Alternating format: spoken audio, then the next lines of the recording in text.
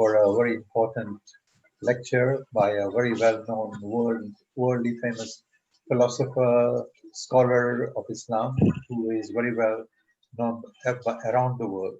And we are looking forward to his lecture tonight on a very important topic, Islam as a way of knowledge. Actually, everybody knows Professor Osman Bakar, but for those who are new here and those who have just joined IIUM, or those who are joining from different parts of the world, let me read his brief biography of Professor Osman. Professor Osman Bakar is a professor at ISTAC, or the International Institute for Islamic Thought and Civilization. He is also Emeritus Professor of Philosophy of Science at University of Malaya. He was formerly Distinguished Professor of Sultan Omar Ali Saifuddin Center for Islamic Studies, University Brunei Darussalam, and Malaysia Chair of Southeast Asian Islam at Prince Al-Walid bin Talal Center for Muslim Christian Understanding at Georgetown University, Washington, D.C. Dr. Bakar is author and editor of 38 books, that's a large number of books, and number of articles on various aspects of Islamic thought and civilization. He is particularly focusing on Islamic science and philosophy, and he has been named among the 500 most influential Muslims in the world since 2009, which he deserves in the light of his contribution to world of knowledge. His best-selling book is Classification of Knowledge in Islam. It was first published in 1992, and which has been translated into several languages. His latest book is Islam and Confucianism, a Civilizational Dialogue, which is a new edition of a book he wrote some time back. I have known Professor Osman Bakar for about 30 years now. We studied together at Temple University. So let me welcome him for this evening's lecture. And Professor Osman, you're welcome. And please, Mike, the floor is yours. Thank you, Professor Imtiaz, Brother Shahran. Assalamu alaikum wa rahmatullahi wa barakatuh. First of all, I would like to thank Professor Imtiaz, who is in charge of this lecture series, which is called ISTAC Community Engagement Lectures Series, and he has asked me to start it, to be the first speaker. And I understand that there'll be a few more that I have to give after this lecture tonight. So actually, the topic is chosen by me. I mean, I was not, Professor Imtiaz actually did not give any particular topic for me to speak. So I thought, all right, since this is supposed to be a lecture meant not just for students, especially postgraduate students of ISTAC, but also for the public.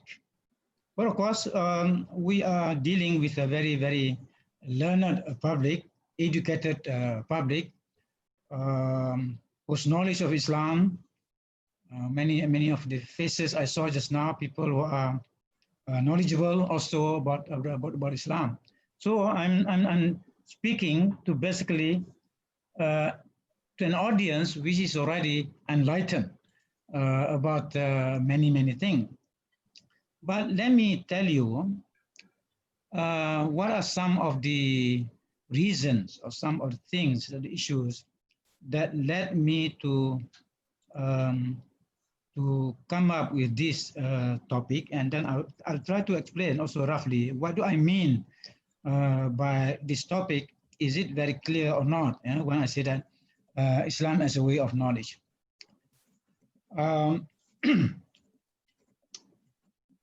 The other day, in a program organized by Professor Datuk Mahmud Zodi, I was a member of the panel. as a panelist talking about education and the young generation. We were talking about the fact that when it comes to information, our generation, our young generation today is blessed with so much information to the extent that many of them could hardly digest the information to which they are exposed. And I did point out then that we need to distinguish between information, knowledge, and wisdom.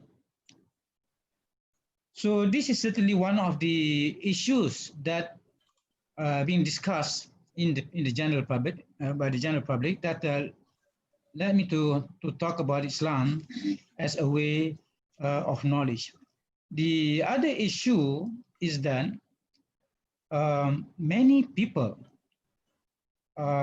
understand the word practical knowledge or action in a narrow sense, so that they come to the conclusion every form of knowledge, every piece of knowledge must result in some kind of external action that involves our physical body, but not a kind of inward impact of the knowledge. In other words, that kind of knowledge that transforms our very being. Although from the outside, people don't see that. Yeah? That's important, because Islam does talk about certain kinds of knowledge which has a saving function. And this is leading to another issue. And I would like to relate knowledge to the idea of salvation. Can knowledge save our soul or not? Because some have the understanding that no, only actions can save us. There's no point in having a lot of knowledge if that knowledge does not result in action. But the concept of the practical impact of knowledge as understood in Islam is not identical to that kind of belief. In other words, we can be talking about knowledge about God, knowledge about spiritual realities that may not result in immediate external activities, but through a process over time, our very being is transformed by that knowledge, so that it becomes more enlightened, so that we becomes a better human being. I think that's very, very crucial to what I'm talking about tonight. Islam as a way of knowledge.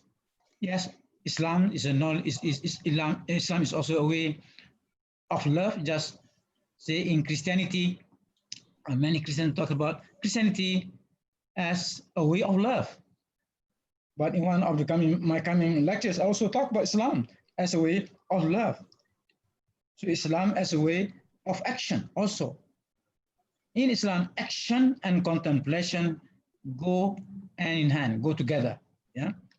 All right. Now, I've been also trying to see, because the topic is very wide, yeah, how best I can approach the topic. Yeah? Now, I thought the verses, the 5 verses of the Quran, the first 5 verses that were revealed to the Prophet Muhammad sallallahu alaihi wasallam, the maiden revelation that he received in the cave of Hira, the very event, the very phenomena that made him the recipient of divine revelation, that made him also proclaim him as the last prophet and messenger. I thought those 5 verses that were revealed to him point away, in a sense, define Islam as a way of knowledge. Actually, these 5 verses have been commented upon by so many commentators of the Quran. Still, I feel that, nobody has the last word. Nobody has the last word on what was the meaning of these verses, and also to see the significance, of these 5 verses for our topic tonight, that is Islam as a way of knowledge. Those 5 verses define Islam as a religion of knowledge, as a way of knowledge. Now,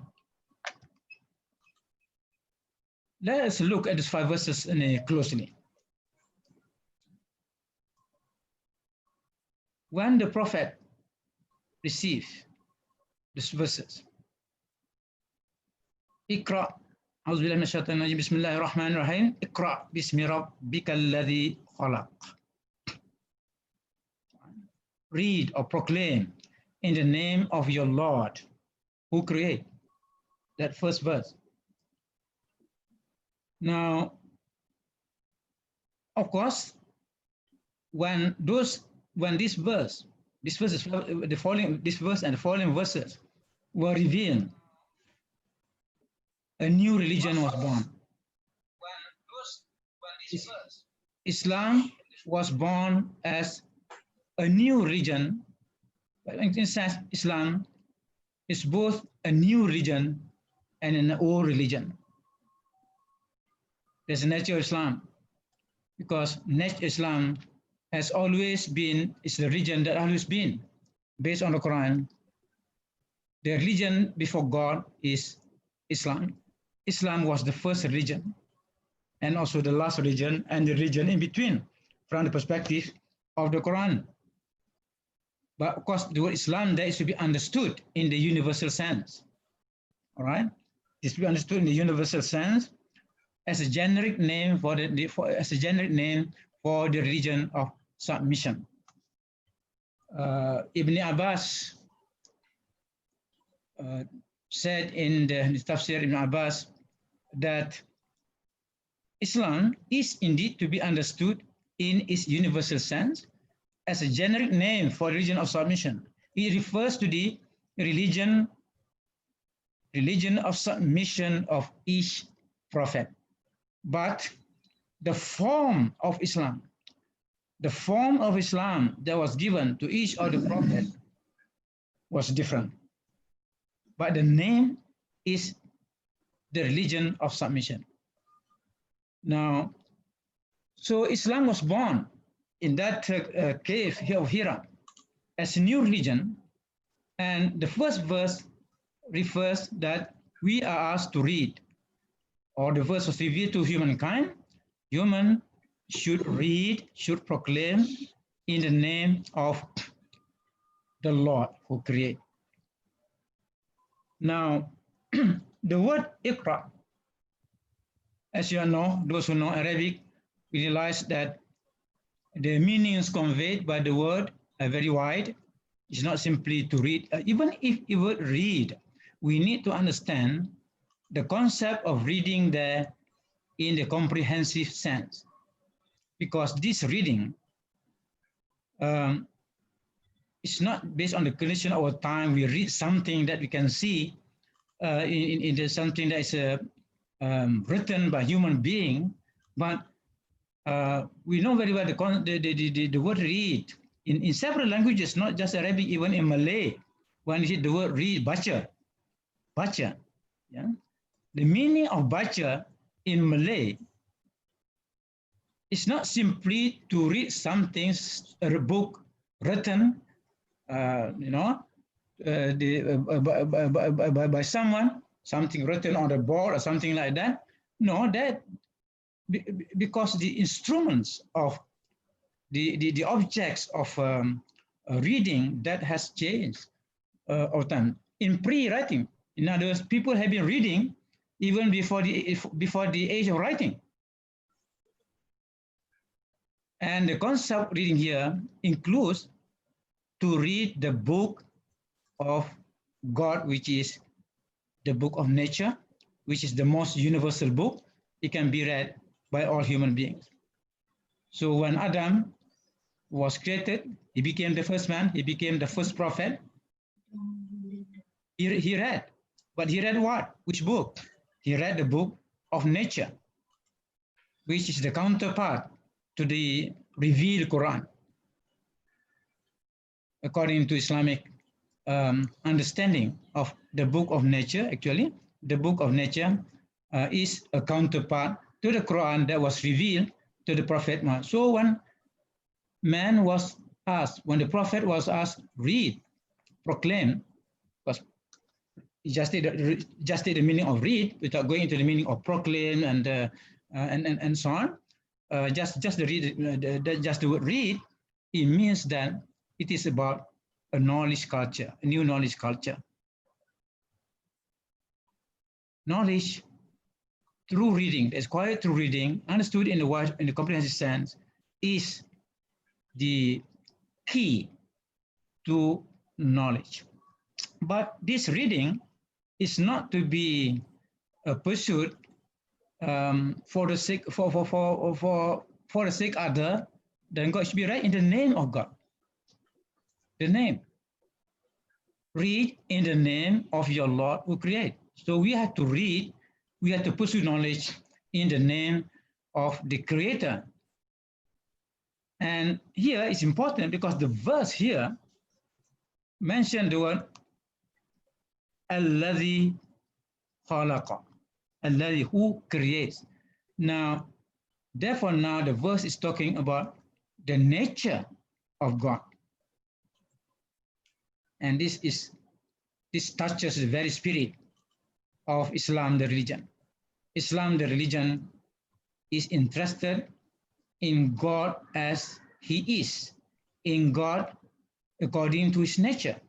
And one fundamental element in this nature now revealed for the first time, all right, or the revealed as the first one, which is God who creates. God is the creator. And in the Islamic teaching, creation is revelation. God creates, when God creates, He reveals Himself.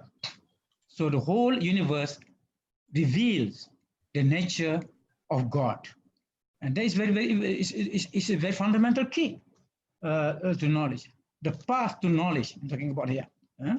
So read in the name, and we see in the name, in other words, read, study the universe, contemplate on the universe, and so on, in the name here according to the reality, according to divine reality. That's what Ismun meaning when it comes to God, because the divine name is identical to God Himself, the name. And this is the name that is revealed is Khalaq, nature. And the second verse, Khalaqal insana min alaq, who create man from a clot of blood. Now, it's very important, very, very significant here that of all creatures, it is man who is mentioned here in these first few verses. Why? Because man is the central creature, is the most important creature. In the sense that God reveals Himself also through man, through the creation of human being, and the origin, the biological origin of man is very, in a sense, very lowly, all right? But later man is to become the vicegerent of God, to become the most important creature. So, in other words, the message here, the idea of God as the creator, and He created man from the lowly origin to show the importance of this creature. That of course the details, I mean the Quran later on other verses of the Quran that followed will explain more about who human being is, what man is. Then the next one is again repeat Iqra, read wa rabbukal akram, and your Lord is the bountiful, is the generous, because bounty is equated with generosity. Al-Akram, Al-Akrami, God is the most bountiful, God is the most generous, and of course, the most, it's very important to realize that the concept of this bounty also refers not just to material things, but more important than that, it is to knowledge. God is the source of all knowledge, and this is explained by the following verse. All right, Alladhi allama bil qalam, he taught man by the pen. Now, what do you understand by teaching by the pen, that God taught by the pen? Of course, this is a symbol, right? This is not just referring to human beings during the time of the prophet. This applies to being right from the time of Adam. God has always taught man by the pen, not at a particular time in human history, but right from the beginning. That's why the best interpretation of what qalam means, in my view, I follow that interpretation, that qalam refers to the intellect. Of course, there are many possible interpretations, I don't deny that, but one of the important interpretations in this context that we're talking now, God taught by the pen. This pen symbolizes the human intellect, aql, right? Because it is through our intellect reason that God teaches us knowledge. It's the most important. It's the most important instrument in that creature called man, created from clot of blood, and yet man is able to know what he doesn't know, as explained by the next verse. Allama al-insana ma lam ya'lam. He taught man that which he does not know, what he does not know. So in other words, man is a sentient being. Man is a sentient being who is capable of knowing, who is capable of acquiring more and more knowledge. So the search for knowledge, the acquisition of knowledge becomes the very objective of human existence. So how can we summarize these verses, the message that try to be conveyed by these verses, and why I said what inspired me to talk about Tawfiq Islam as a way of knowledge is precisely these the first 5 verses that were revealed the Prophet Muhammad. Is that set of verses define the nature of Islam as a religion. In order to understand Islam as a religion of knowledge, this is. And of course, after these verses were revealed, it took many months later for the second set of verses to be revealed. But it's very interesting that the following, some say after even a year, so many months to a year, or slightly over a year, then only the Prophet received his second set of revelation, and those revelations were also starting with the idea of the qalam. So the qalam, again the pen, what Yusuf Ali referred to as the mystical pen, in other words, referring to the intellect, but also the pen with which Allah records all the destiny of all creatures, and the Lawh Mahfuz, the recorded, the guarded tablet, got written there the destiny of all according to hadith, right? So what it means is then it affirms the position of Islam as the way of knowledge. And to the question now, can knowledge save? Can knowledge save our soul? Yes, knowledge does have a salvific function, a saving function. And when we look at the whole teachings of Islam, we will see that knowledge will have a saving function provided that knowledge is not cut off from the very source of knowledge, which is God. God is the ultimate source of all knowledge, but any knowledge that is related to that source will save us. Because if a piece of knowledge does not lead us to God, does not lead us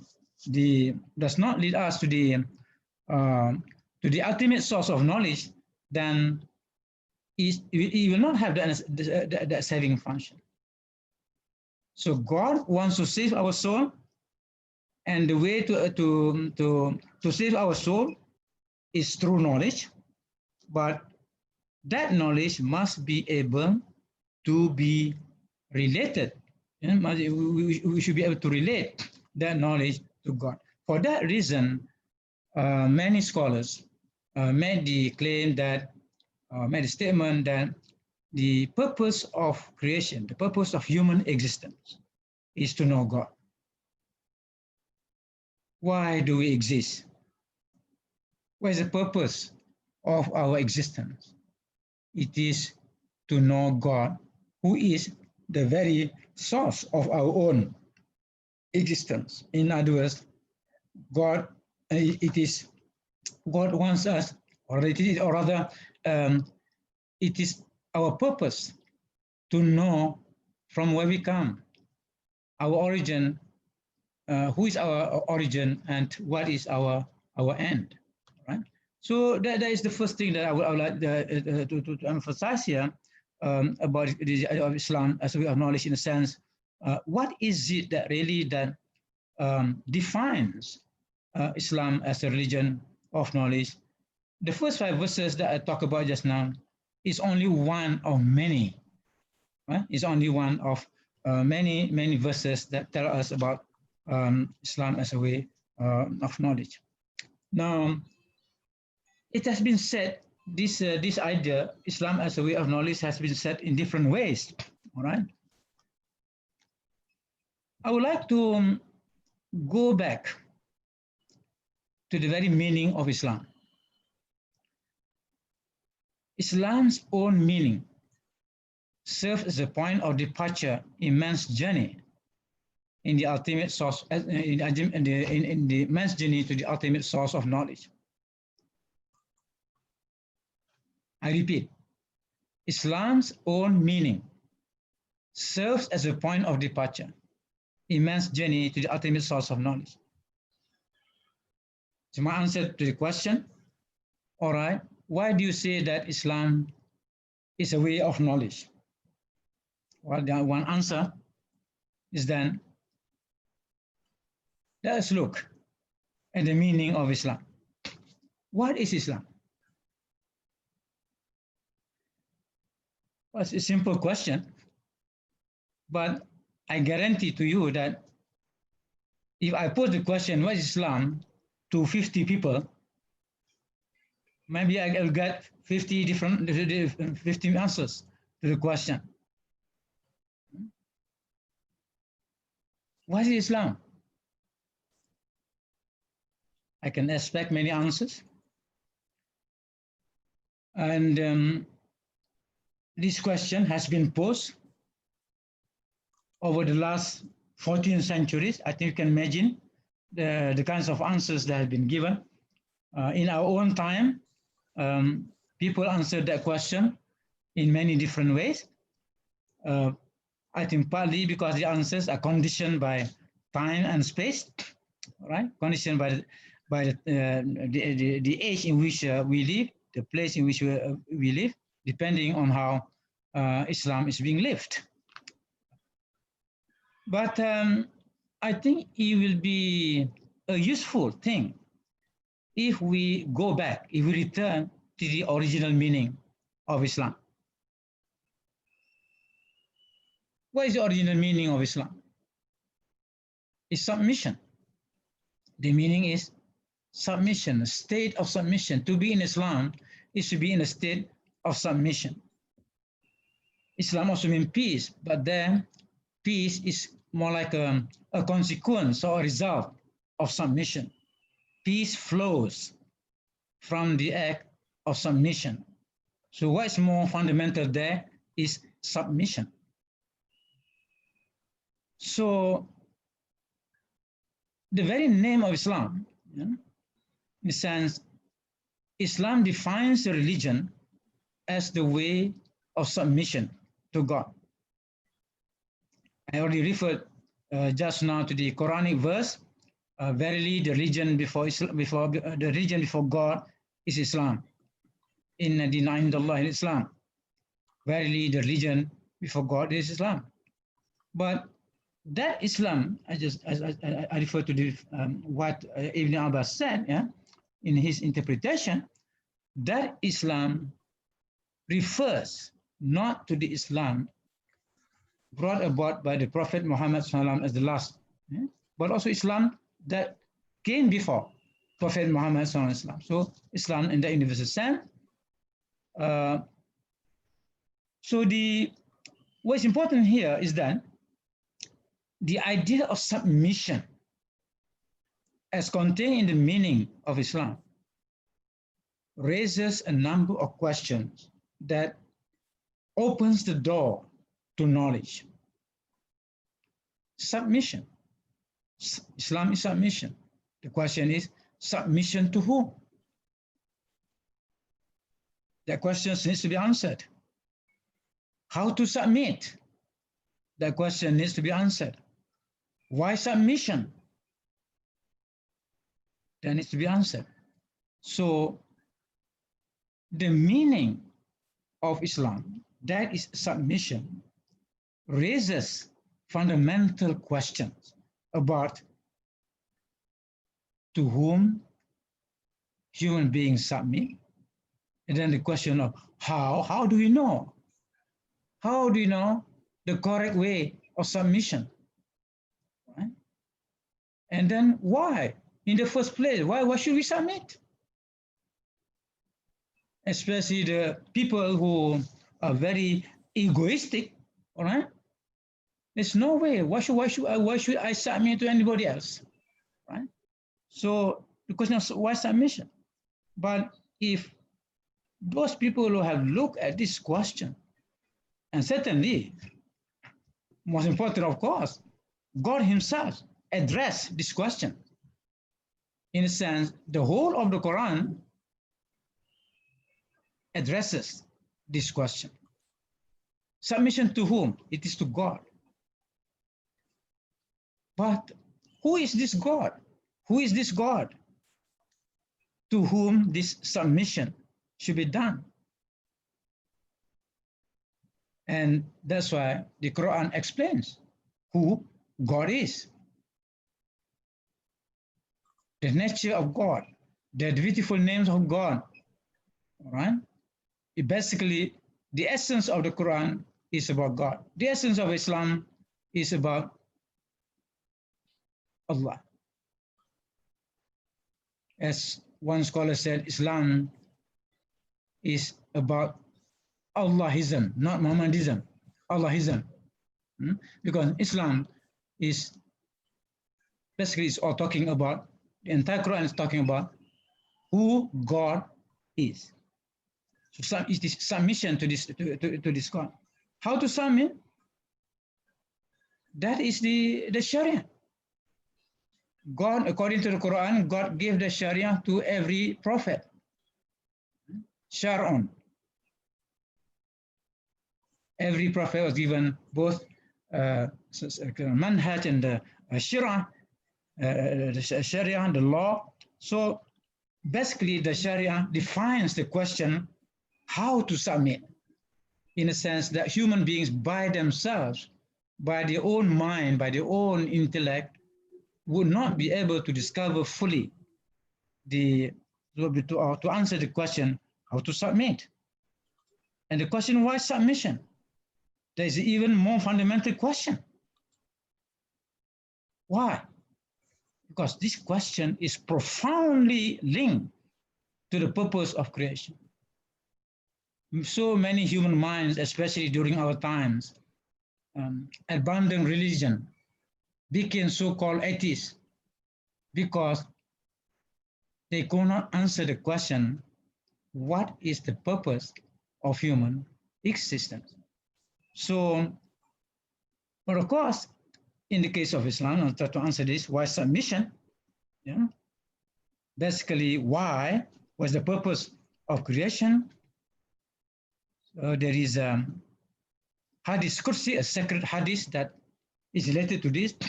Then before creation, God was alone, right? He wanted to be known, so he creates creation.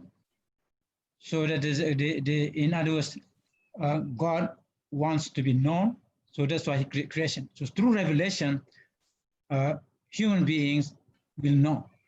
And for us, that's the deep mystery about our whole existence.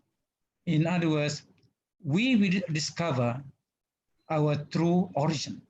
We will know our true origin and who we really are.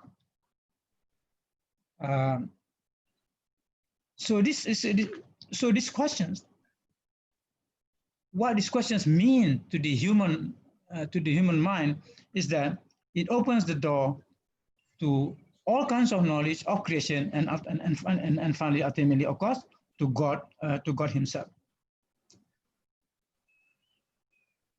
So this is another aspect that we can talk about the topic, Islam history knowledge. I repeat. Yeah? So by just reflecting on the meaning of Islam, we are led to consider fundamental questions about knowledge. It's all knowledge. Only knowledge can deliver us here. Yeah? So knowledge is a source of deliverance. Knowledge delivers us by knowing these kinds of questions. Another aspect, Brother Imtiaz, you have to remind me, maybe talking, because you said that you would like to open these sessions to questions, because the idea for me is to raise some issues so that later on we can discuss. Yeah, what is time now? I'll let you go for 15 more minutes, and then we'll open for questions. 15 minutes. 15 minutes, yes. 15. Yeah. Okay. Yeah, one more. 15 minutes more. All right. Okay. Now, to talk about the question or the meaning of, this is the idea of truth. To talk about knowledge from the Islamic perspective, to talk about knowledge is to talk about truth. So the question of Islam as a way of knowledge, what it means is that Islam provides the means to the realization of truth.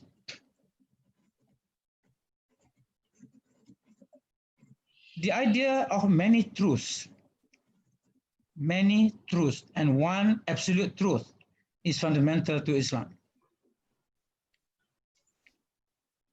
The absolute truth, Al-Haq, is one of the beautiful names of God.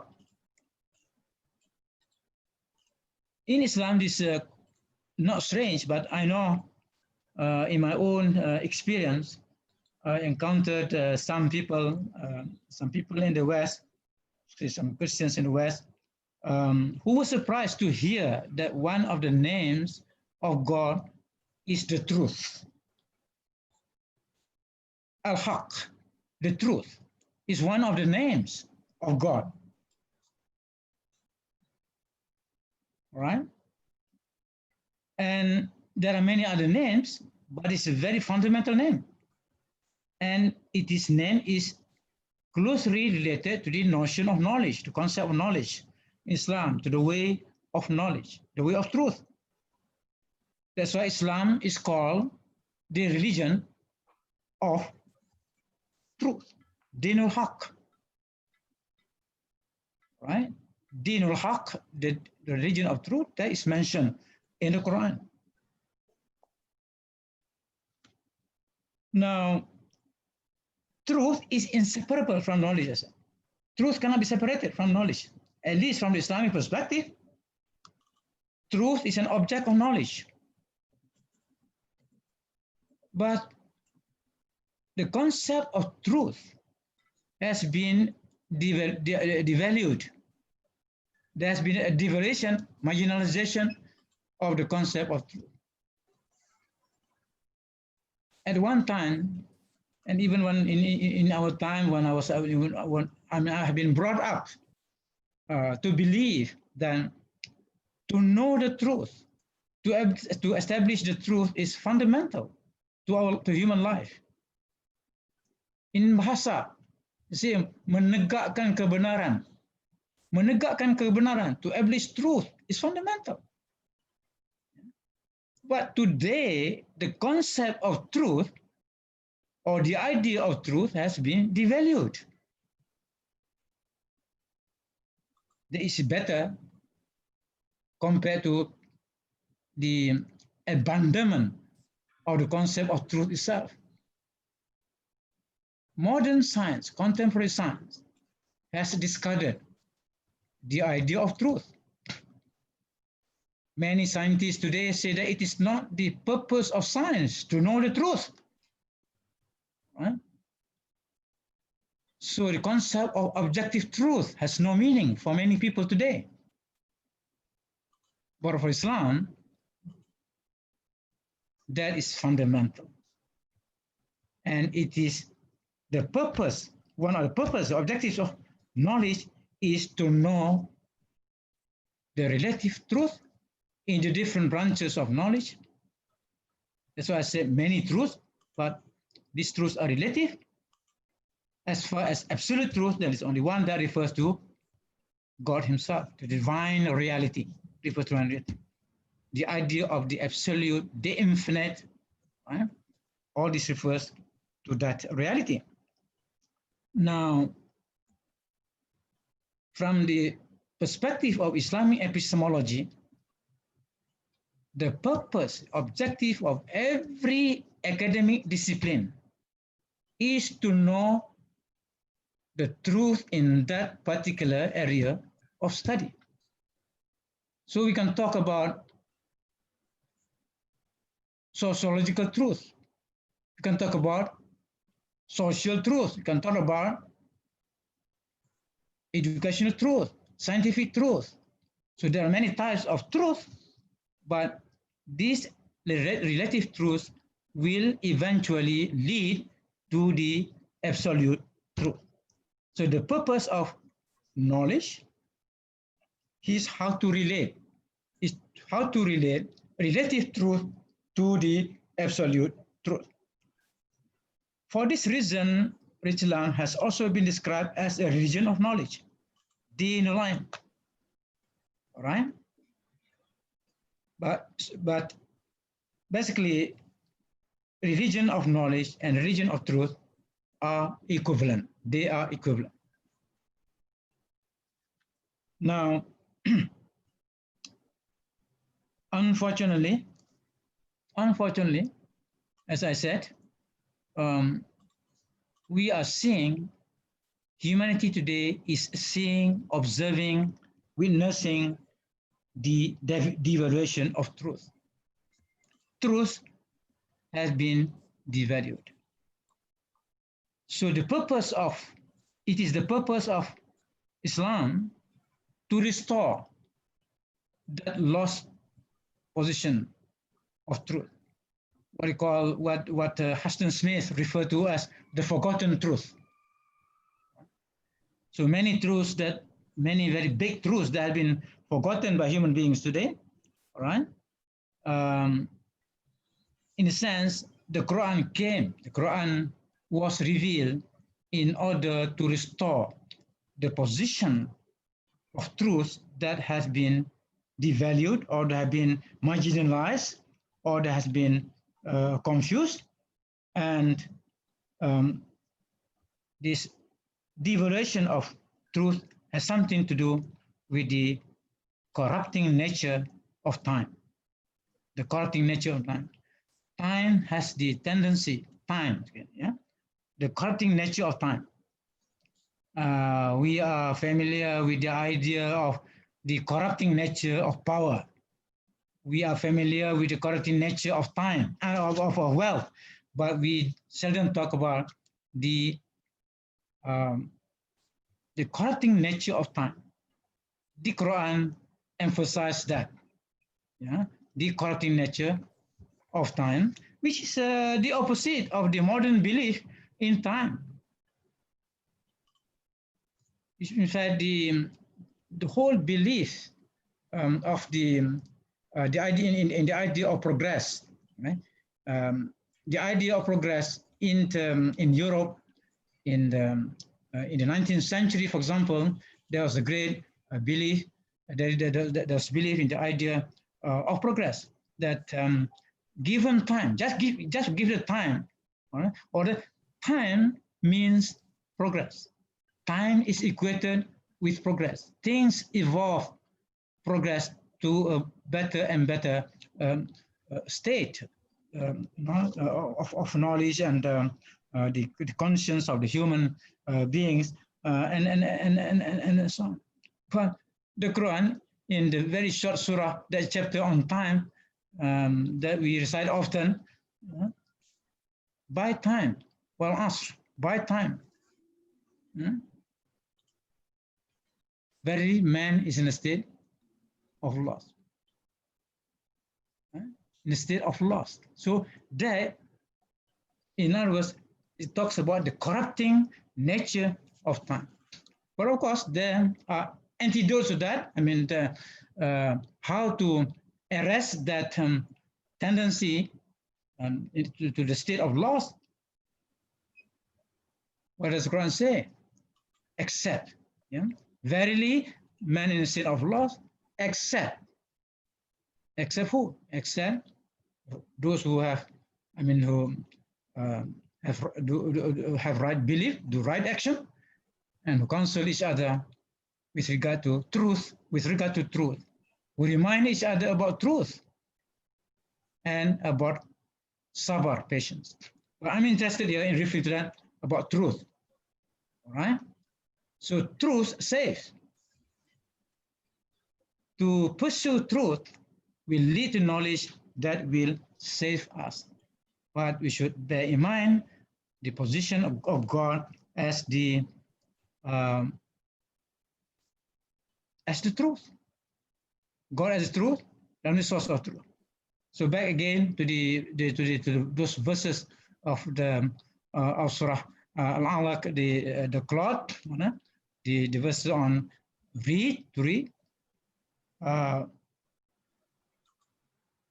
hope the issues that I've raised here make you understand the importance, the centrality of knowledge in Islam. In other words, it is the way to success in this world and in the next. It is the way to salvation, both societal salvation and salvation in the hereafter.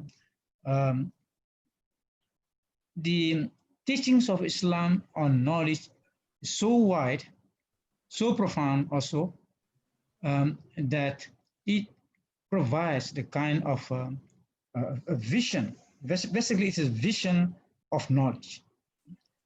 Islam, yeah. Professor Osman, I give you 5 minutes more if you want, and then we. It's okay. I just to run to the. You can round up. Yeah. Yeah. So thank you very much, and for the discussion. Okay. Well, thank you very much, Professor Usman Bakar. It's always a pleasure to listen to you and to learn from you. And every time I learn from you, I learn wisdom. And Alhamdulillah, today we have talked about how Islam is a way of knowledge and a way of salvation. Knowledge becomes a way of salvation to the absolute truth. And that truth is called as the Haqq in the Quran. And you also talked about the what do you call it, the discarding of the idea of truth in contemporary science. It is very interesting when you were talking, when you were making your presentation. I was reminded of the book by Franz Rosenthal, Knowledge Triumphant, that Islam is the religion of knowledge, and in Islam is a religion in which knowledge triumphs. It is a recommended book for all Yes. of our participants here. Alhamdulillah, we have about 152 participants. So I open it for questions.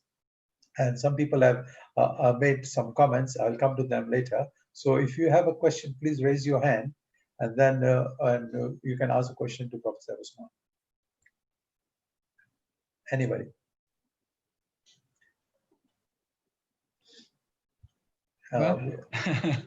Okay, let me go to the first question, which has been written here. We just come down where we just come in the chat box. It says that some commentators say Islam comprises of three types. As you say, it refers to intellect. Number two, to those which are the angels recording the deeds of human being, and number three are those with which human beings write. Would you enlighten further on the above three meanings of kalam? Salam, actually, what it means. Kalam, yeah. The pen. Yes.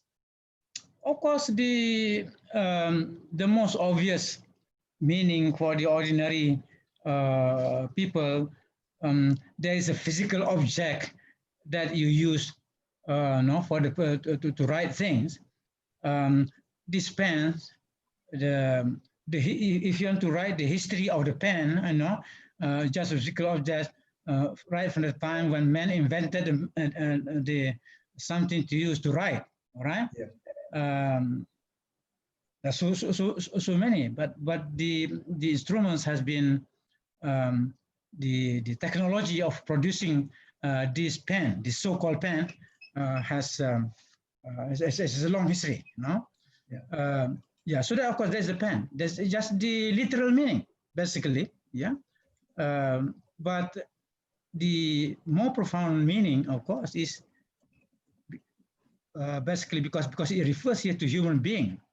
The ability of human beings to acquire knowledge. So I think I accept that interpretation, for example, by Ibn Arabi, Al-Ghazali, and so on. This pen refers to the intellect because we learn things, we acquire knowledge through the use of our aql, all right? But he also refers to because there are many hadiths that refer to God writing the eternal book, the eternal Quran, right? There's both the created Quran and the uncreated Quran, and not to go into that. But the point is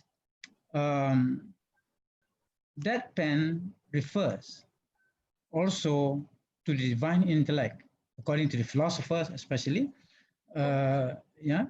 Now you refer the question of what the angels record, all right? No, I don't include the question of recording by the angels here, right? It's not here more is kind of something about the creative nature of this pen. Yeah, the creative nature of the pen that writes, and not only simply writes, all right, but also the pen that enables the human being to know what he does not yet know. So that can only refer to the intellect that defines human being. man is defined as a rational animal, or according to the Muslim philosophers, also about the speaking animal. Yeah? The human being is a creature that is able to speak, and speaking, why speaking with meaning and so on. That's because intellect is being used in that process. Yeah. Mm-hmm. Okay. Let me go to the second question. Is from Nuruddin. The question is, can you please explain further the relationship between the idea of Islam as a way of knowledge with Islamization of knowledge project? Does Islam as a way of knowledge include knowledge about noumena in Kantian terms? Well, what is the link between, or what is the relationship between the idea of Islam as a way of knowledge and Islamization of knowledge? All right. Well,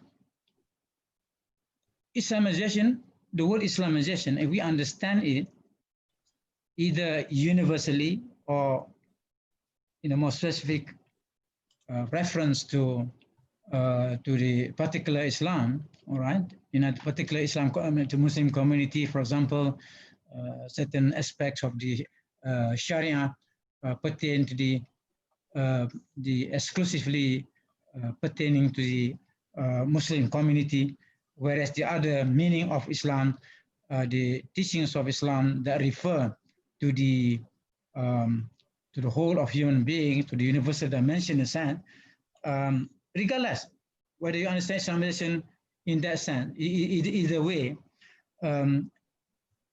this is really about question of how to navigate ourselves. As we follow the path of knowledge, we encounter many claims.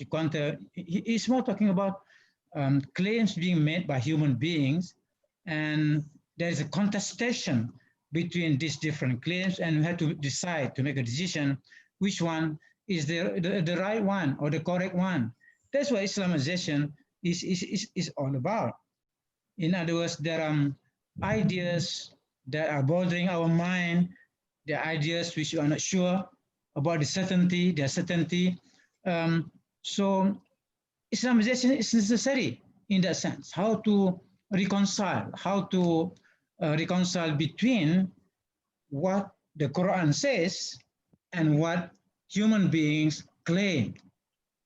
Human beings make claims about knowledge every day in the name of knowledge. So we have to establish whether it is true knowledge or not. That is the essence of Islamization. But once Islam as a way of knowledge, I mean that, for example, the Quran the Quran is the book of knowledge. Let's not forget that the Quran is the book of knowledge par excellence. It contains all knowledge in principle. That's the belief. That's how we understand the Quran. All right? The Quran is the synthesis of all truth. Islam and the Quran is a synthesis of knowledge. In principle, not in details, but in principle, the Quran contains all knowledge, and therefore it is a guide to human beings to seek salvation, right? And it is by being guided by the Quran that we will be able to carry out this Islamization in the sense of trying to reconcile between the different knowledge claims and the Quran. And that's one of the names of the Quran is Al-Furqan, which means the criteria between right and wrong. The Quran will help us to address this issue of how to reconcile between different claims. It's a very, very important role. It's a very important role of the Quran. We are in dispute. Human beings are in dispute, constantly in dispute with each other about many, many things, about our nature, about the meaning of being human, whether God exists or not, about so many things. And the Quran is there. All right, you go and dispute. This is the position of the Quran on the issues on which you are disputing. I think that's how we. Yeah, Brother Razik, I've unmuted you. You can ask a question. Razi Shafi. Yeah. Assalamualaikum, Prof. Salam. Can you hear me? Okay. I think since I followed many of your lectures, and we agree on the idea that there is essential truth in every religion, that every religion actually started from the concept of Tawheed, although some might diverge elsewhere. So there are different shariahs and all that. But I've also read that some people say this is the same as the idea of perennialism. Is that the term, perennialism? Yeah. Okay. The thing is, the idea that every religion has an essential truth, is it exactly the same as the Western idea of perennialism? That is my first question. If what is the similarity? If there is any difference, what are the differences? And second, I've read somewhere that there's a big school of thought in Malaysia.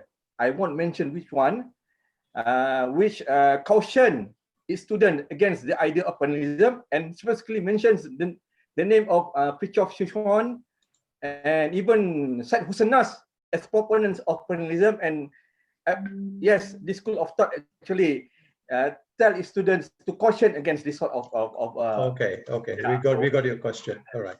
Let Professor Osman respond. Now we have to be very, very careful in the choice of words, using the words, because this, each religion is unique. Each religion is unique. Religions are not the same in all respects. In some respects, religions share the same truth, but they also differ from each other in other respects. All right. So the idea of all religions are the same is not correct. All right. Those who study religion know this very well. Students of comparative religion will be the last person to say that all religions are the same. But the idea that religions share many common truths, that is true. How can we deny that if we study all the different sacred scriptures? So if you are a student of the scriptures of all the world, the Quran, the Bible, the Torah, the Vedas, the Upanishads, and so on, you can detect. I mean, if you are a serious reader, you think carefully, objectively, you can identify many similarities, right? But there's only one side of the story. You have to look also at the even seemingly contradictory things between religion. So you have to see that. Now you mentioned a few times the word perennial. What does the word perennial mean? Perennial. The word perennial is in the sense that referring to truth, because you are talking about truth, perennial truth. Perennial means that which is always. And it is that which holds at all times, which is true at all times. Now, in Islam, for example, the Muslim philosopher Al-Farabi used the word al-Khalida, al-Falsafa al-Khalida. That has been translated as perennial philosophy. In other words, the truth, the timeless truth. This is important. There are truths that keep on changing. That is true. The transient truth. All right? And there are timeless truth, the truth that are true not at a particular time, but at all time. Of course, the highest perennial truth is God himself, right? So the nature of God does not change. It is according to Islamic theology that God's nature does not change, right? Remains permanent. This is the immutable thing, called the immutable truth. The thawabit, the immutable truth that do not change. So there is possibility of dialogue between religions precisely because of this similar truth. There are commonalities between religions, either at the level of metaphysics or at the level of ethics. There are similar truths, all right? But there are also differences that cannot be reduced. I mean, you can reduce the differences to a certain point, but not beyond that. And therefore, we have to respect our differences. I think this is basically the fundamentals of comparative religion, fundamentals of religion of the dialogue. But then this is important. The philosophy that believes in immutable truth, in the truths that do not change, that always remain true, that is important. As opposed to certain philosophies in modern times, that truths keep on changing. For that reason, they throw away the idea of truth because you cannot know the truth because the truth keep on changing. But there is only one very small aspect. What Plato said, Plato talks about between opinion, the difference between opinion and truth. So what Plato calls opinion refers to this transient truth. It is true that at the moment we are now having this discussion, but it's not going to be true in another 1 hour's time. Okay. Yeah, we have many more questions. The next question comes from Questan Firdaus. He says that when Angel Gabriel or Jibreel alayhi salam came to Prophet Muhammad and said, "Iqra, read, recite," and the Prophet said that I cannot read, I cannot recite, or I cannot read. So, what is in other words, reading is quite different from reciting. How do you see the gap between read and recite? Well, this is a subject that can talk. It's very difficult to make a sharp division just now based on I explained earlier already. For example, read. We can understand the word read in a very specific sense, as many of us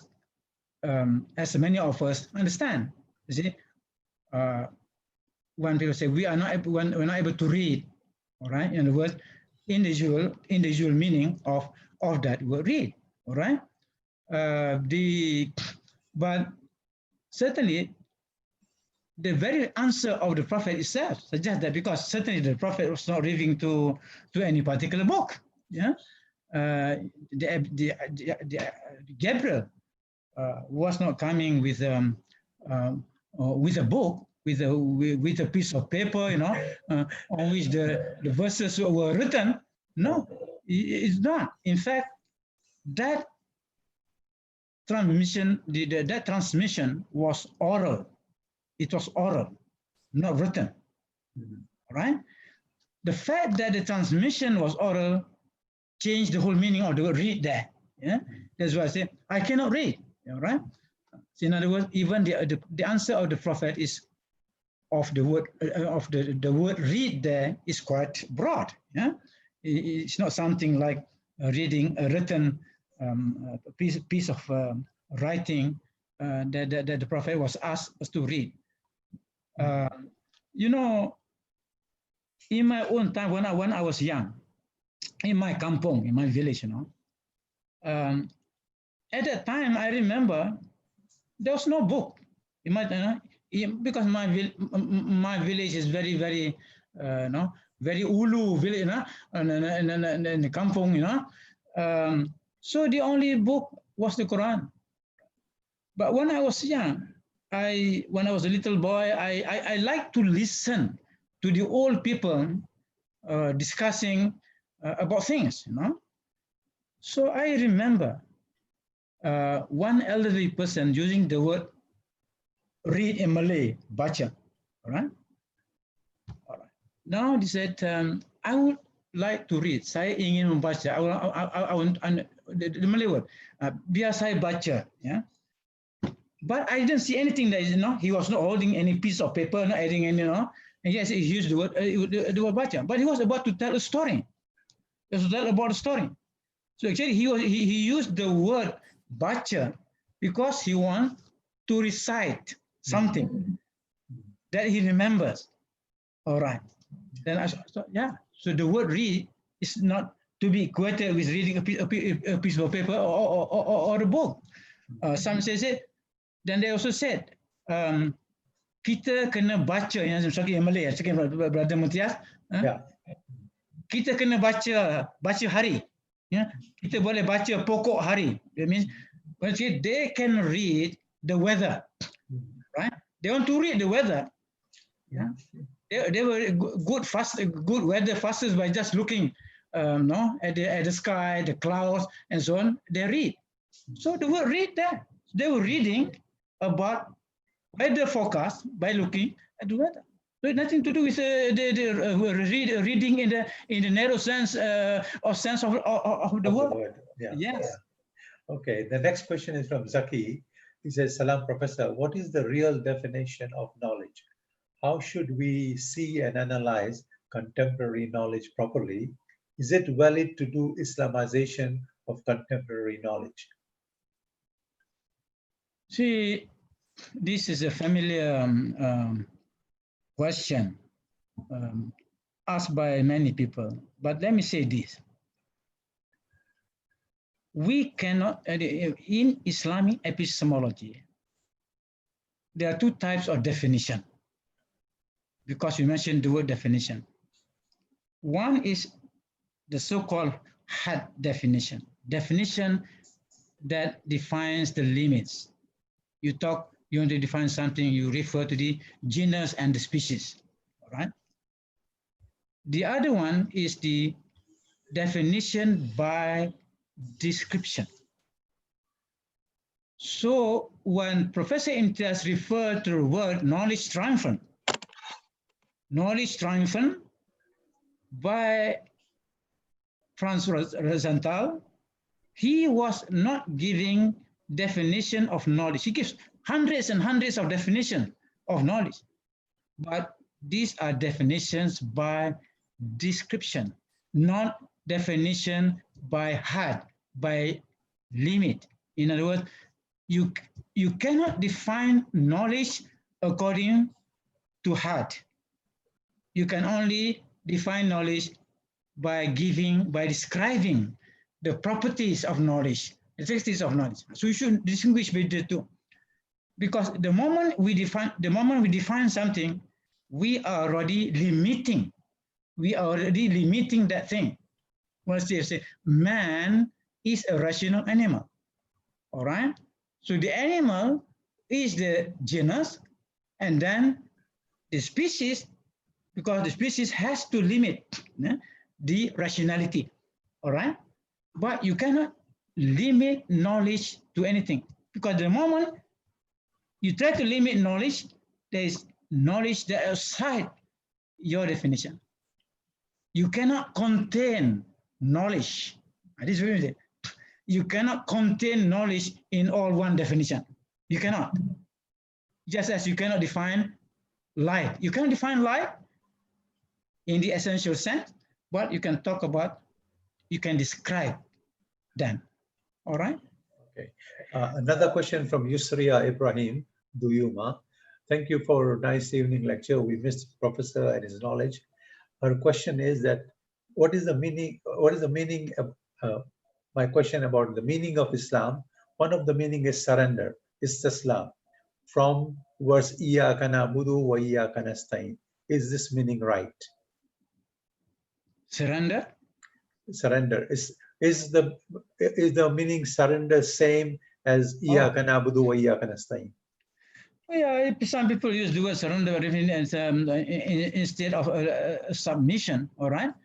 But the two verses from the Surah Al-Fatiha are talking about only you we worship, only you, from you we seek help. That refers to our status as abd, right? In other words, we are a servant of God. Yeah, so in other words, we worship God. You can understand worship also can translate as worship. Yeah. So, but basically, when you talk about surrender, you talk about worship. Yeah. The fundamental concept there is submission. All right. When we want to talk about the nature of that submission, then we bring in all the other terms, like surrender. It depends, because sometimes you want to when you use the English words, you want to avoid any ambiguities. All right, maybe it's certain sensitivities also. I think in terms of language, the idea of submission would be better. All right. The idea is then when we submit to God, then of course He becomes our object of worship. Okay. He is the only, He is the object of worship. Okay, another question from Sudrayo. Dear Professor, concerning Islam as a way of knowledge, and the explanation by the famous Sufis like Maulana Rumi and Hafiz that love expressions, the expression of love as not more than knowledge. They use in the view of Rumi and Hafiz, love is more important than knowledge. Well, now, since you're referring to the two Sufis, you have to see the context. The context in which the statements is made. All right, in which of course, I'm going to speak also about Islam as a way of love. But generally speaking, according to the Sufi scholars, when you talk about the way to God, the three terms used. There is makhafah, the part of makhafah based on fear of God, makhafah, and the one based on love of God, mahabba. Yeah. And the other one is ma'rifah, based on knowledge of God. And like the school of Ibn Arabi and so on, they would emphasize, and Al-Ghazali emphasized ma'rifah, and the ma'rifah refers to the highest form, in the sense that even the purpose, what is the purpose of love, is to realize that that stage of ma'rifah, to love the way of love, or the love as a path that is accepted. This is a difficult question for me to answer here now, because it depends. I say it depends. No, there's this interaction between love and knowledge and share. If the three, yeah. So depending on which one is important, it depends from which station you're making the statement. It depends on what level of your consciousness. That's why I don't want to go into the detail. No, this is a complicated thing, because even talk about the path of love. Yeah, love does not have use the same word love, right? But the experience of that love is different from individual to individual, right? The intensity of love. So that particular relationship between man and God, right? So when God refers to the Prophet Muhammad as his Habibullah, as the love of God, all right? That cannot be equated. That cannot be equated with the love of God, God's love for other human beings. It's not of the same status. So it depends on which level, from which session, from point of view you're making that statement. Whether you're talking about whether you're referring to knowledge, to love, or to fear. But I'm saying, generally speaking, this refers to three parts. Okay, there's a question, very interesting question from Ustaza Halima Muhammad. She would like to know your opinion on the current trends of knowledge and Islam. Has politics taken over what we should believe as truth? Can you repeat the last one? Has politics taken over what we should know, or what we should believe as truth? Has politics taken over the meaning of truth? Well, I talk about the devaluation of truth. Okay. All right, devaluation of truth. I think among the different functional groups in society, political leaders and politicians are more prone to devaluating truth. In other words, they want to hide the truth. They do not want to reveal the truth. That is the tendency.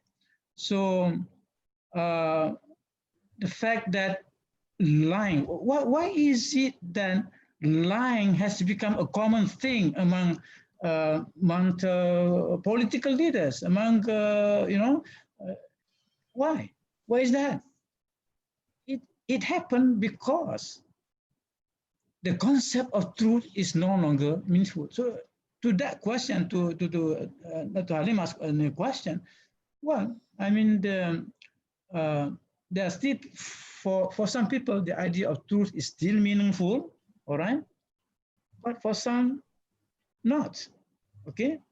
That's why I think it is very important to emphasize this, the idea, the concept of truth in knowledge.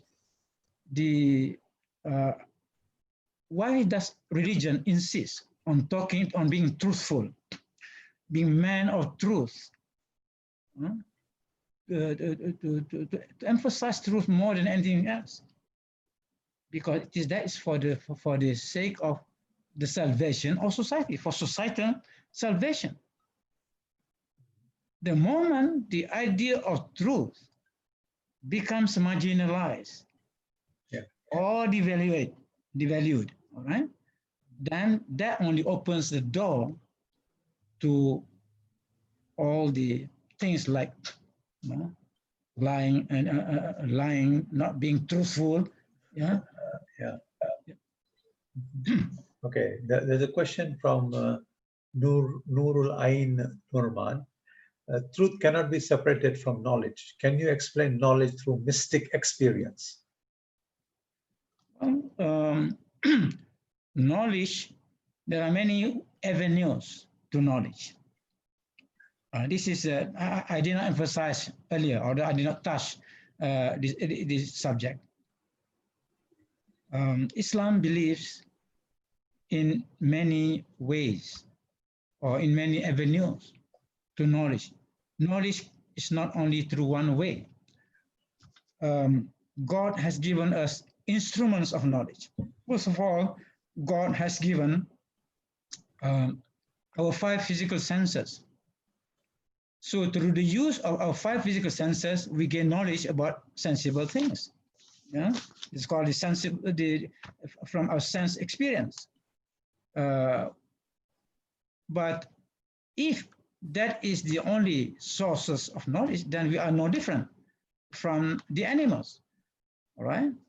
There are animals that have the similar physical senses, but precisely because apart from our physical senses, we also have intellect or akal, our reason, the source of knowledge, all right? Now, even that, somehow, we have others, not only that, we have the qalb, the heart, right? Which is also an organ of knowledge, apart from being organ of of love. It's also, yeah, it's interesting. The human heart is the seat of both knowledge and love, and also fear. Yeah. Now, the question is about mystical experience. That is the kind of experience that, of course, experienced by some people, the mystics, who followed a certain way of life, who followed a certain path to knowledge. I think that it is valid. It is, in our mystical experience, is a legitimate source of certain kinds of knowledge. Yeah, and that's why in Islamic epistemology, even in the field of science, we know that scientific knowledge in the history of Islam is not only through empirical methods of inquiry, not only through the use of our physical senses and our reason, but also through mystical experience. And indeed, revelation is a source of scientific knowledge. So revelation, intellectual intuition, mystical experience, creative imagination, our physical senses, these are all means to acquiring knowledge. Yeah. We should take this as a whole, something. So Islam as a way of knowledge admits all these different the sources. Yeah. Even some of us as individuals may not experience all of them, but we still accept them as legitimate sources of knowledge. Yeah, I think the next question is also related. It is from Imam K. Nevi. The question is, what is the difference between ilm, marifa, and hikmah? Which is higher in truth? Well, according to my own understanding of the subject is that the you said this is I'm referring to that comment of the referring to knowledge, all right? And the other one is hikmah and marifa. Hikmah and marifa. All right. Yeah. Now,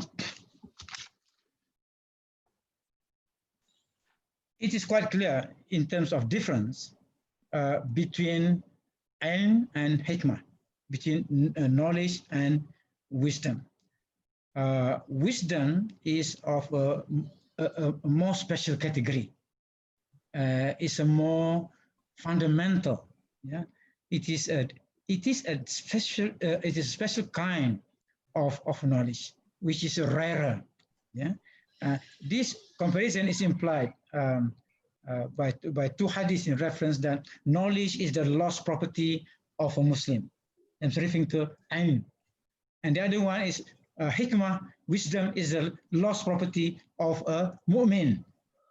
So knowledge, the word as a lost property is referred to the larger group, that is Muslims.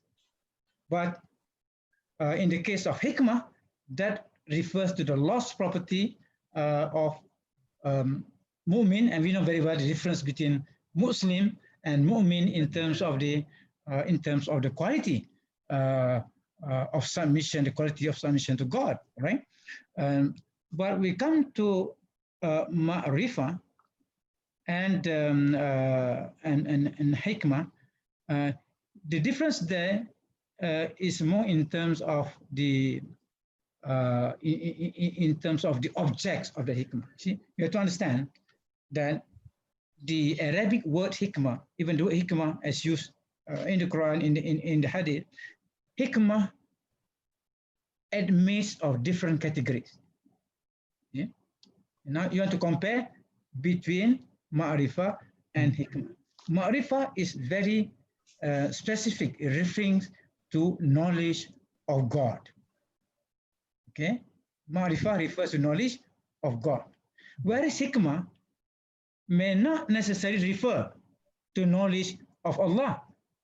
So as the philosophers, the falasifa, for example, when they talk about hikmah, okay, that hikmah can refer to principles of knowledge about the universe, can refer to principles of knowledge about God, can refer to principles about knowledge of the world of nature, can refer to principles of knowledge about society.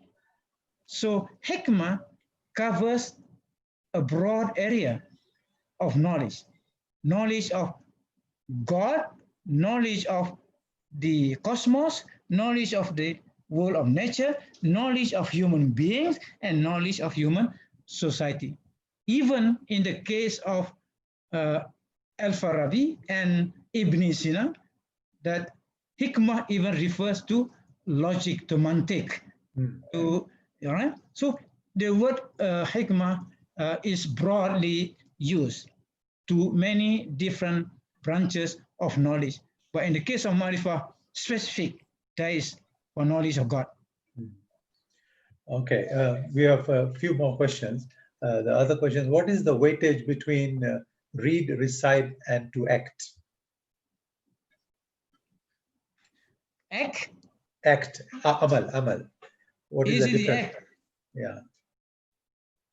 Well, again, what is it different? You're asking for what the difference? The weightage, which is more important, yeah. Which is more important, or right?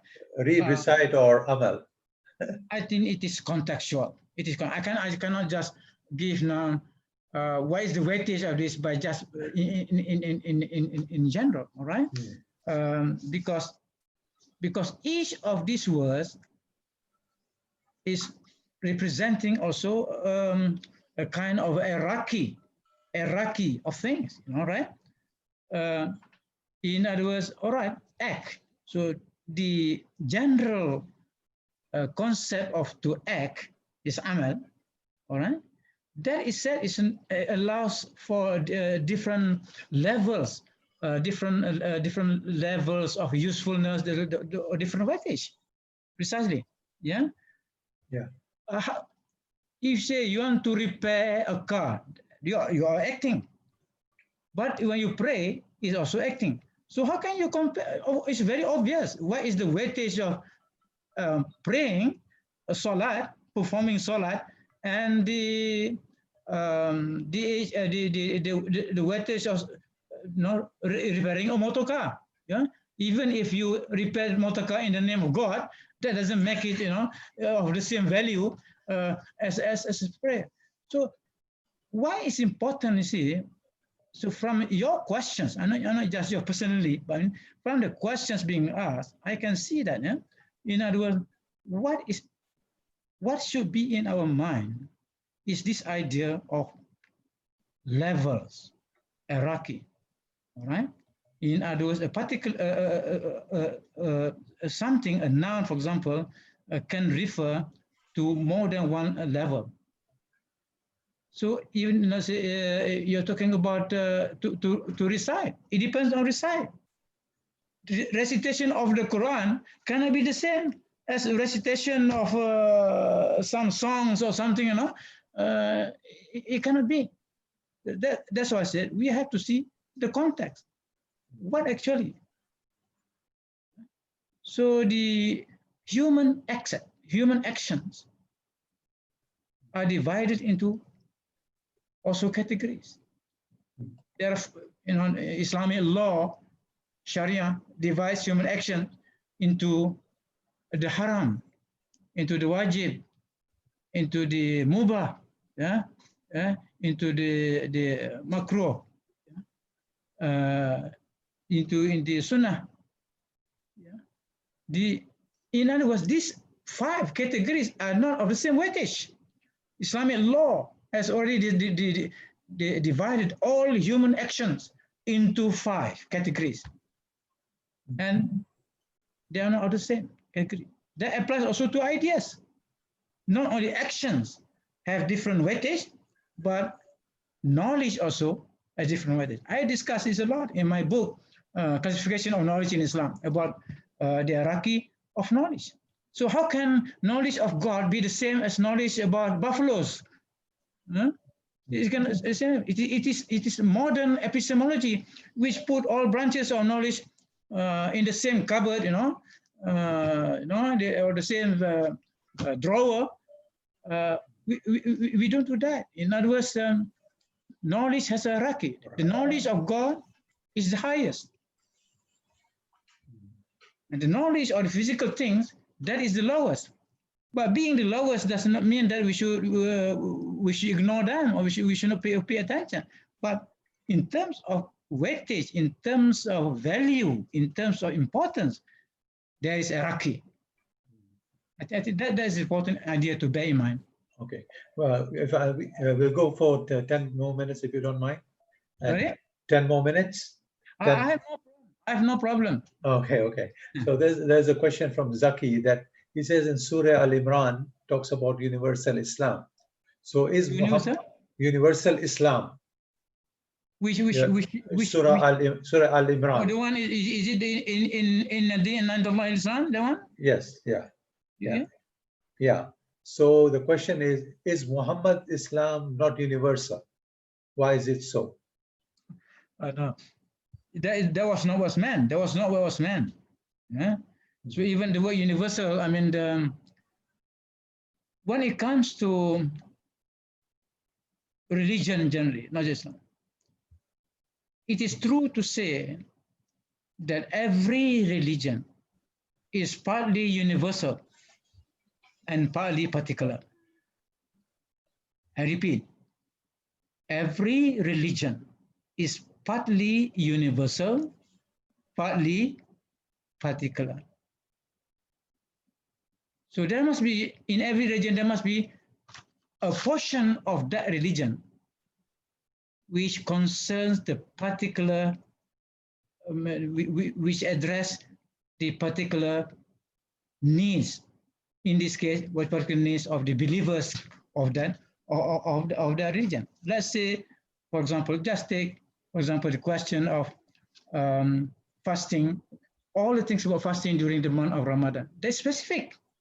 They're specific to the Muslims, all right? About the laws of inheritance, they're specific to the Muslim community. Yeah? That's why in this country, for example, there are certain laws pertaining to the Muslim community only, and not to the rest of society. But there are the other set of teachings of the religion which is universal in nature. That we have that.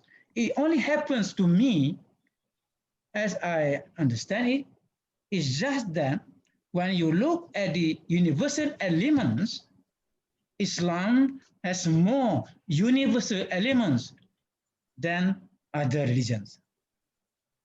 It doesn't mean that in the other religions they don't have any universal element. They have.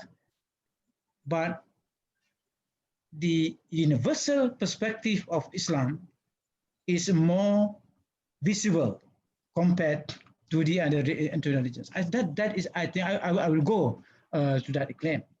Yeah? Okay. But in reference to that verse, of course, what it means, see, what it means is that the religion before God is Islam. That Islam refers to the Islam of every prophet, because that verse is not just meant for our time, it's meant for all times. It's meant for all time. Yeah? I quoted the view of Ibn Abbas. So Ibn Abbas, in his tafsir, refers to this. Yeah? How does he understand? In Inna Islam, verily the religion for Islam. That Islam he understands as the religion of all the prophets. Let's say using the word generic name of submission. I mean, in other words, as far as God is concerned, he only recognized religion that is religion of submission. Yeah. But different prophets have different sharia. For example, in other words, the submission, the form of submission is not the same. All the prophets were Muslims. All the prophets brought the message of Islam, but the Islam that was given to Prophet Musa alayhi salam was not the same as Islam given to the Prophet Muhammad. But you cannot deny that the religion of Moses was Islam. It was Islam, but it's not the same Islam. Prophet Muhammad comes with a purification of all the previous versions of Islam. Okay, we have a question from Indonesia. Can you explain further absolute truth in relation to truth in philosophy? Well, in Islamic philosophy, I think it's general philosophy he's asking. General philosophy. Yeah. Well, I think it depends, of course, on this is difference between one kind of philosophy and another kind of philosophy. In Greek philosophy before Islam, Aristotle, Plato, and so on, they believe in the concept of the absolute truth. So the absolute truth was given different names, for example, as the first cause. But in philosophy, in modern philosophy, of course, as I said, even in some schools of philosophy, the word truth is irrelevant. It's irrelevant, right? But there are other schools of philosophy, in modern philosophy, which still accept the idea, the idea of truth. Now, there is no difference between the idea of absolute truth or the Muslim philosophers, of the Greek philosophers, of even Christian philosophers, some Christian philosophers, when they talk about absolute truth, they refer to God. In other words, as what we find in Islam. But there are philosophers during modern time who does not believe in the idea of absolute. They don't accept the idea of absolute. Everything is relative. This is the philosophy of relativism. It's just playing with words. Because the statement, their statement that everything is relative, either they accept that is relative statement or is absolute. If it is, of course, they cannot say that say absolute. They don't believe in the absolute. So in other words, their own statement is only relatively true, not absolutely true. But my point is, I mean, this discourse among the philosophers about the absolute truth and the relative truth. So as far as Islam is concerned, we believe in the idea of the absolute truth, and that absolute truth refers to none other than God Himself. As I said earlier, one of the names of God in Islam is Al-Haq, the absolute truth, which is the source of all relative truth. Okay. A question from Nazirul Mubin. Can you explain the difference between the concept of Islam, of religion in Islam and the West, and how that understanding leads to the manifestation of religious life? There are many definitions of religion. Some of the definitions are, I mean, we don't have objection, no? In other words, the idea of a supreme, in other words, for religion, in order to be a religion, the idea of transcendence must be brought in. For example, you can refer to online definitions, so many definitions of religion. But the question here is not that these definitions are wrong, but the question is whether the definition is comprehensive enough to embrace the entire phenomena that we call religion. And this is where differences come in. In other words, for example, in my lecture today, all right? I've given the one definition, then based on the meaning of the word Islam. So Islam defines the nature of religion. So religion is the way of submission, the way of submission, to the reality that we call God. Why say reality called God?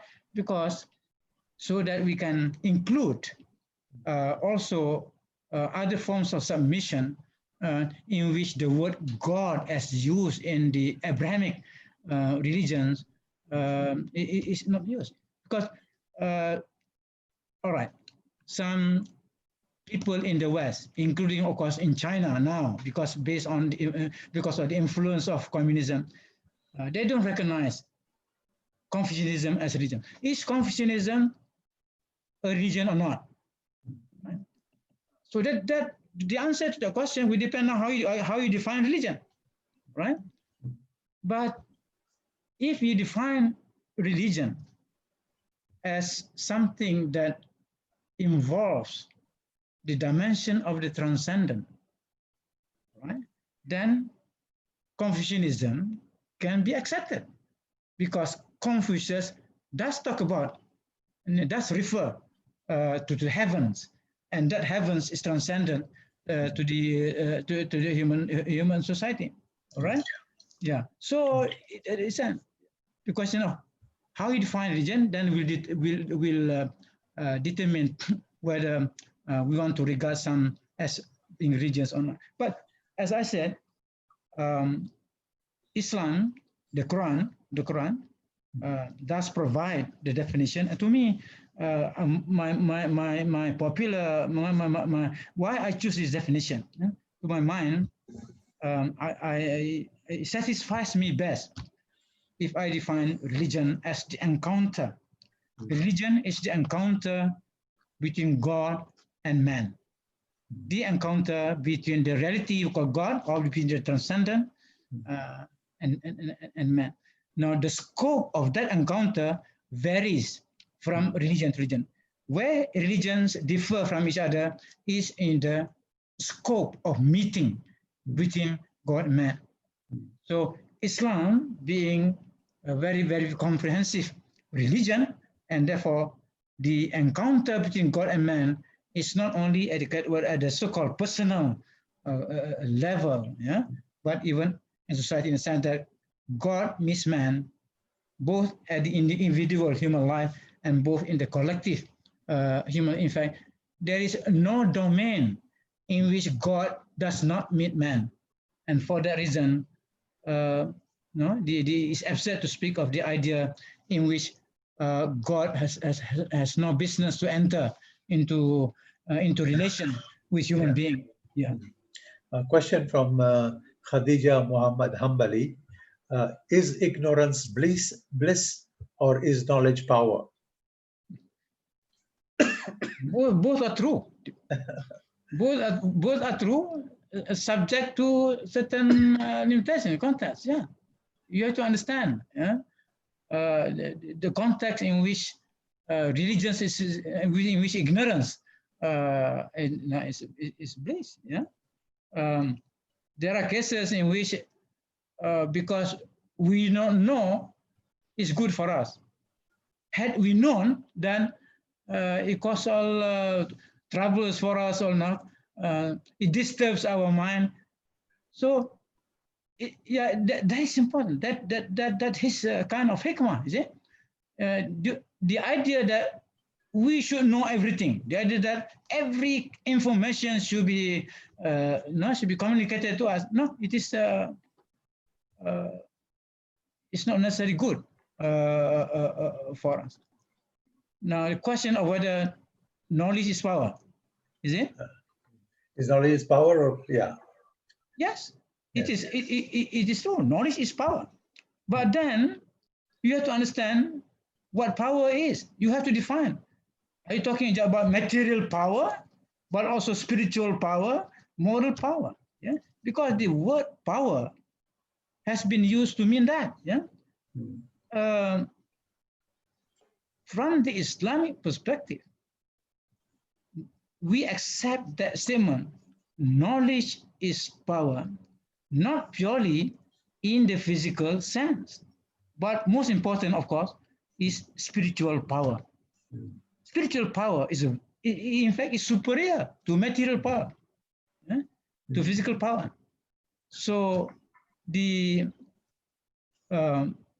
we should therefore pursue, in fact, knowledge of God. That is power. Yeah? The power to do what? The power to persuade people, the power to influence people, to inspire people. Yeah? So knowledge is a source of power in all the three senses. In the sense of spiritual power, in the sense of moral power, and physical power. Physical power, of course, the atom bomb. All right, you know the theory of the atom. It depends on you whether you want to convert that knowledge into atom bomb. There were some scientists who knew before that what it means of this knowledge of the of atoms, that you can convert it into power, but it did not. So it only when the Manhattan Project. So those people associated with the Manhattan Project, when they want to create bombs, to drop bombs on Russia, but that didn't materialize, instead fell on Hiroshima and Nagasaki, that is the kind of the worst kind of power, knowledge of power. That is the kind of knowledge is power that we are interested. Yeah? That is destructive. We should go sense, not destructive. Yeah. There's a question from a student from Sri Lanka. What is your opinion about spiritual experiences in other religions? For example, Vipassana meditation in Buddhism. Can one do research? Can a Muslim do research about it? To do research, no problem. You can, you can do research on anything, if you want to do research, but whether it's, what sort of benefit you get from it, I don't know. Why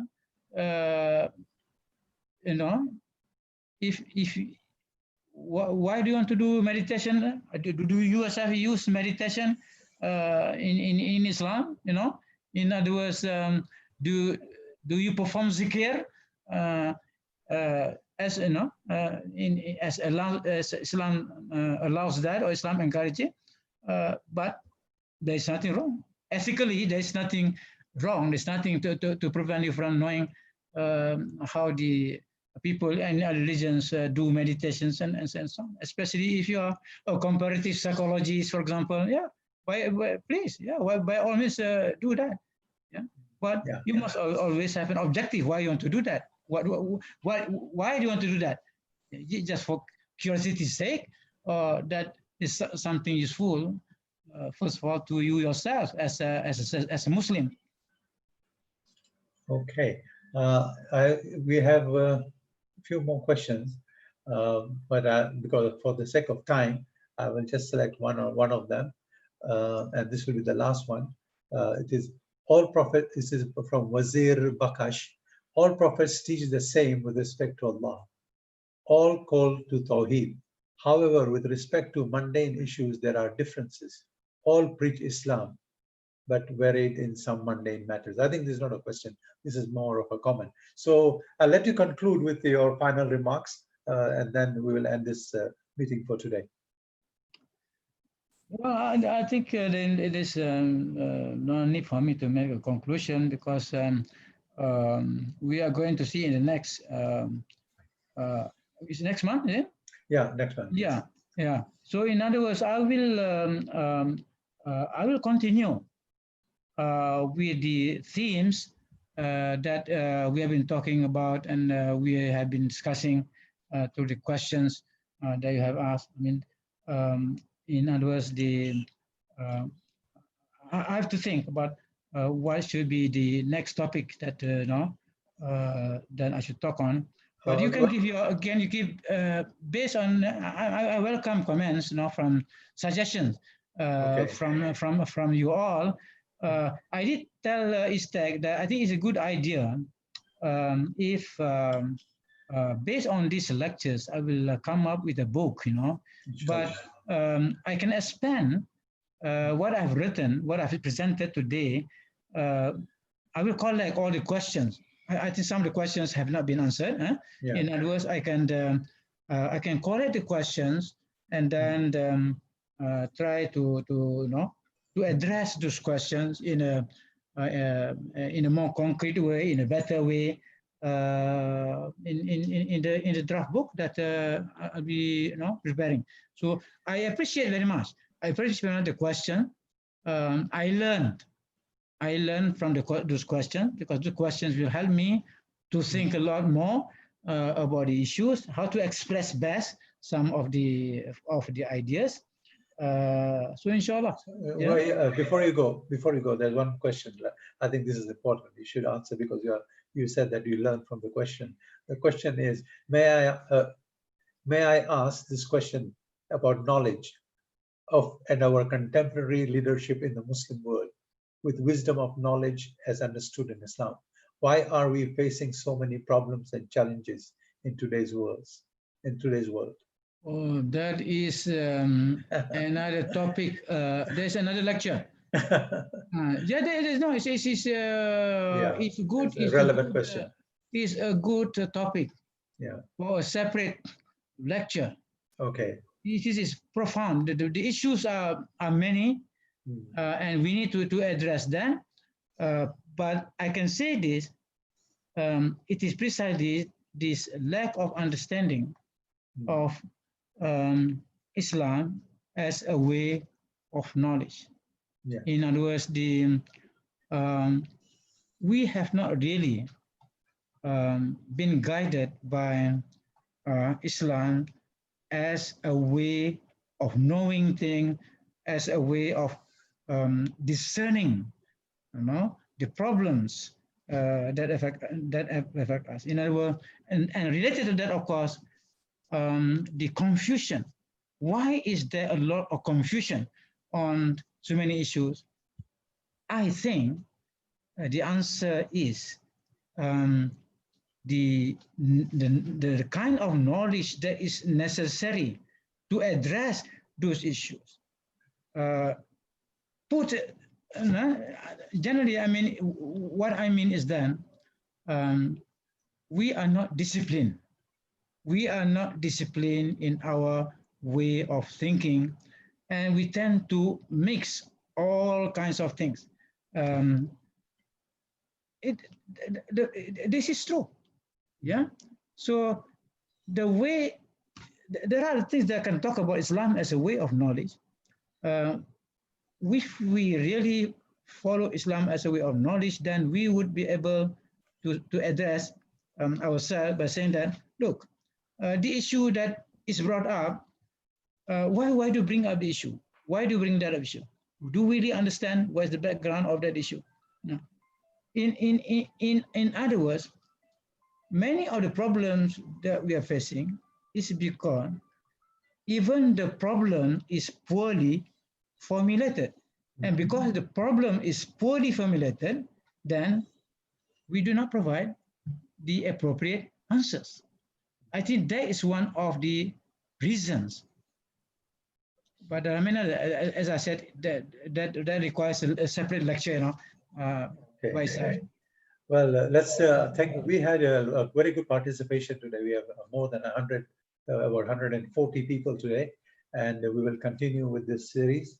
And I'd like to thank Professor Usman Bakar for giving us his time and sharing his knowledge and wisdom with us this evening. And I thank everybody for joining us this evening on behalf of ISTAC and International ISTAC IIUM, and inshallah hope to see you all again. So thank you, Professor Usman Bakar. Prof, can I make one announcement, please? Yes, please go ahead. Yeah. Next week, same day, on the 24th, but in the morning, 24th, there will be a forum, webinar forum, on Al-Farabi, the universal thinker. This is organized by the Kazakhstan Embassy in Kuala Lumpur and ISTAC in commemoration of 1150th birthday anniversary of Al-Farabi, who is born in Farab, which lies in present-day Kazakhstan. So there is going to be, I think, because of difference of time with Kazakhstan, so it's going to be 4:45 p.m. until 6:45 p.m. 2 hours on Tuesday next week. Okay, inshallah. Thank you very much, Professor Osman Bakar. So inshallah, see you again next month for the next series, next lecture in this series. Jazakumullah khair and assalamu alaikum. Wa alaikum salam wa rahmatullahi wa barakatuh.